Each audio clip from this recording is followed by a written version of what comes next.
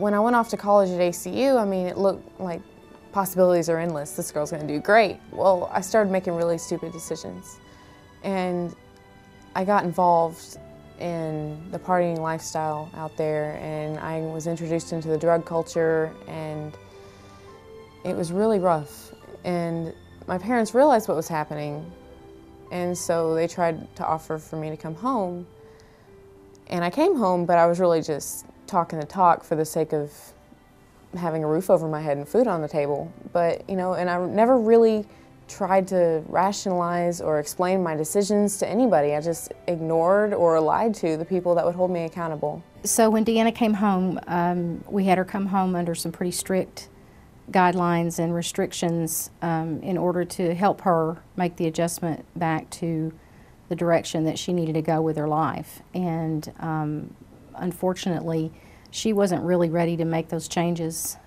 She really pretty much just needed a place to stay. Really, the only thing that we could do for our family was for her to not be there if she was going to continue on the same path that she was going on.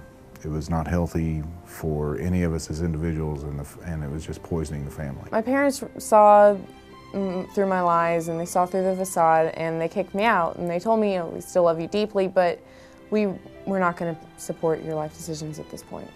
I was going through the motions still. I knew God was there, and I wasn't scorning Him anymore, but I was just conforming. It was convenient, and I didn't really feel the need to grow.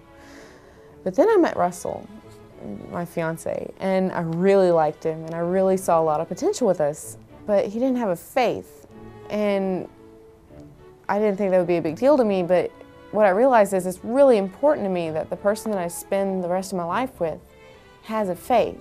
So Russell and I got together with James, and we started doing this study of redemption with him, and it really started challenging us and helping our faith grow. And a couple months later, Russell was baptized. One of the things we talked about when we were studying the story of redemption was how God can use us and use what we've been through to help other people. And my first reaction was, there's no way God can use me after what I've done and what I've said. But then I realized I can help people overcome their addictions and help them overcome the self-destructing lifestyle.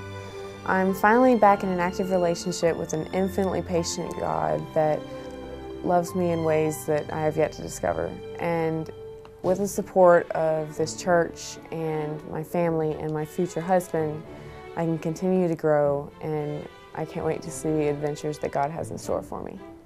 Imagine a church that helps bind up the brokenness of divorce, addiction, loneliness, shares Christ, and sends people back into the world to serve others.